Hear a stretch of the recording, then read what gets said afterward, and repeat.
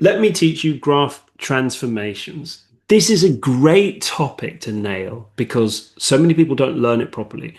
I'm going to give you two rules that you have to know. If it's outside the bracket, it's vertical.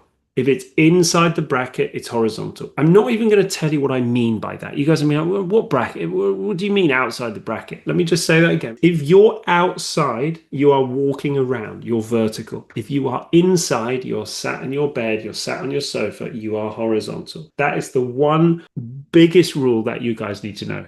It's outside, right? This is this thing, and they map it to this. So they change it to this thing. This is called a transformation. So they come up with some function of a graph and they transform it to something else so it looks different.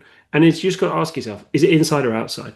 So this is outside, which means it's a vertical thing. Now, down here, this question again, now they give you this thing. They say, this is the graph of f of x. Now, that's this curve here, it's f brackets x.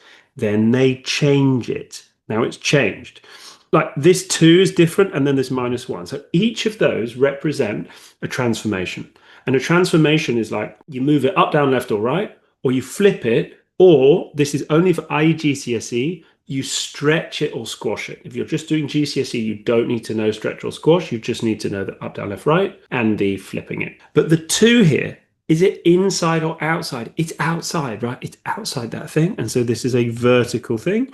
And this thing, this -1 thing, is inside. So this is horizontal. That is like step 1 here. There's 3 marks going for this question. 1 mark is, can you figure out that thing? Second mark is, can you figure out that thing? Third mark is, can you figure out that thing? And half of the battle is knowing, is it horizontal or vertical? So that is step 1. Step 2 is knowing what each of these things mean. And again, there's one overarching rule that is going to help you here, which is if it is outside, it's normal. Okay, it does what you would think is as you would imagine it. If it's inside, it does the opposite. So it does the opposite of what you'd think. And again, you could think if you're outside and vertical, fresh air, you're out in the mornings, you're in the right state of mind. If you're inside, you're sat on the sofa, I don't know, you're tired, you're knackered, whatever. You're not in the right state of mind. You're tired, whatever. Your head's spinning. You do the opposite. Okay. That's it. Now, plussing and minusing moves things up, down, left, or right. Timesing it by 2 feels like a stretch squash thing. Remember, that's only for IGCSE. And flipping something is just minusing it. A minus feels like a flip, right? Just a minus flip. Think of just the symbol minus. It feels a bit like, a flip or something like that. Those are the 3 moves. So let's go through and work this out. This one. It's outside. I've given you enough information that you should be able to piece this together. Can you tell me what this does to this function? Let me see what you guys are thinking. So you had g of x. Now we want to know what minus g of x is. And as I said, the things in your head are, okay, it's outside, so it's normal. It does what I think. And then just ask yourself, does it move it? Does it stretch it, squash it? Or does it flip it? As an idea, which is this, move it down the graph. Now, I know what I said before was if you plus minus, that's moving it up and down and stuff. What I meant by that was if you minus 2 of something. So if I went -2. I have subtracted 2, so that moves it down by 2. What was done here is he's seen this minus and thought minus must mean down, but that, as I say, that's only if you minus a number. If you just whack a minus on something, you just flip it. Because the question would be like, well, how far would you move it down? If I said minus, you'd be like, 10? But then that would be -10. So moving it down, not quite, it's flip, and we know it's a vertical thing. So it flips it vertically. But you want to now think of how would I describe that transformation? Now, look, I like your answer here. And he says flips maybe.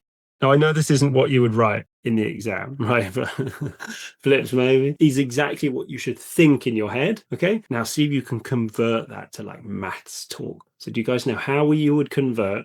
Your thought in your head is flips maybe, and flips maybe in this way. How are we going to turn that into math stuff so that our answer is better than the person next to us? Make sure our answer is better than the person next to us. The person next to us is going to say something like flips maybe. What are we going to say instead of flips maybe? So transformation, you got to say one of these words. Translation, reflection, rotation, enlargement. Does it mirror on the x-axis? This is great, yes. There's a word I think is better than mirror here. I'm just going to tell you guys it's reflect. So I think you would get the marks for saying mirror in the x-axis. But the best answer I would say is reflection or reflects.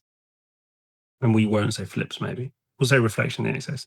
So that's it. You have a thought in your head. You're like, all right, vertical, mine, so flips it. Right. Now, how do I convert that into stuff? No, look, this is a tough mark, okay? You have to understand how all this stuff works, and then you have to work out how to phrase it. If you said flips in the x-axis, I'm sure they'd give you the marks, but try and remember that word reflection if you can. If you're stuck in the exam, try and just describe it. Flips or mirror. You'd be mad for them not to give you the marks there, but reflection's really what you want to say. Okay, let's go down here. Now, here, there's 2 marks going. And here, they're basically saying, can you draw the graph? So draw the graph of 2f(x minus 1). Now, let me just say, now this would actually help those only doing GCSE, but this is also useful for IGCSE. Let's say you had no idea what this 2 did, that you just completely forgot, you just had a complete mind blank, but you did know what this did. It would be worth just redrawing the graph, but with this one, because you would get a mark for that. Again, I'm sort of trying to show you guys some exam technique here, which is even if you don't know how to answer this question, like, don't give up on it, just do some of it. So I'm going to leave this for now.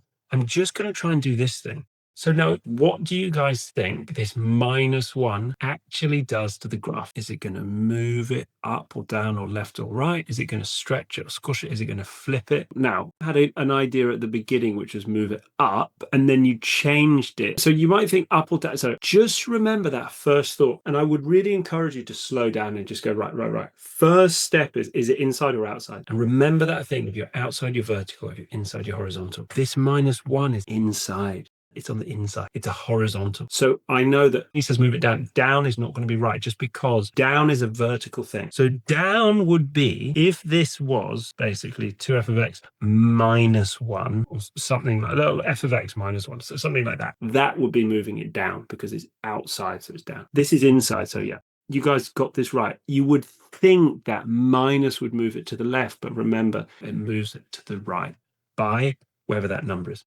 1. If this was 21, it would move it by 21. You wouldn't get that because it wouldn't fit on the graph, but it moves it to the right by 1. So exam technique here is, I don't know how to do this bit, but I'm just going to move this thing to the right by 1. Now, don't just start guessing. Pick up a point and move it to the right by 1. That's 1. That's 2. So that will go to there. Don't bother moving that point because it's not on a cross. That's on a cross, so we move it to there. This point goes to there. This point goes to there. That goes to there. That goes to there. Just go really carefully, move every point, and then join those up. That will get you 1 mark in an exam, even if you didn't know what the 2 meant. Okay. Now we are going to do the 2. Now, for those of you doing IGCSE, but even if you're doing GCSE, do you guys just want to guess what this 2 does to a graph? And before you write anything, just think, is this vertical or horizontal? So before you say like moves to the left or squashes it to the left or something, just think, is it inside or outside? Outside, so it's a vertical. If you're using the word left or right, you're going to get this wrong. It's going to be up or down or stretch or squash or something like that. So do you guys have any idea what 2 is going to do? You're timesing it by 2. Timesing by 2. Any guess? Now, stretches means away. You said stretches in the y-axis. I think what you mean is like stretch in the y direction. Now, the way you would phrase that, I guess, is actually they don't ask you to describe that as because that's not a normal transformation. So yeah, you would say in the y direction. You said y-axis, but yeah, just a tiny thing. We say in the y direction, or stretches vertically by a factor of 2, by scale factor 2. So if you have a vertical change and a horizontal change, it doesn't matter which one you do first. You could just do the vertical one, then do the horizontal. Here I've already shifted it to the right, so now I'm going to stretch it by 2. So again, I would now go to each point. This is like 3 away from that axis, so it goes up to 6. So I do a little cross there. This point, this is kind of difficult. This point stays on the x-axis because where would it go? You're stretching everything away from the x-axis, but everything that's on the x-axis stays there. So that will stay there. This was at -2, so this gets stretched down to -4. This bottom one was at -3, so that gets stretched down to -6. There. And this one there is 3. That goes doubles up to 6. So now I'm going to join all these ones together, okay? Sort of thing. I'd be a tiny bit more careful in my exam, probably. That's how to do it. So that's full marks.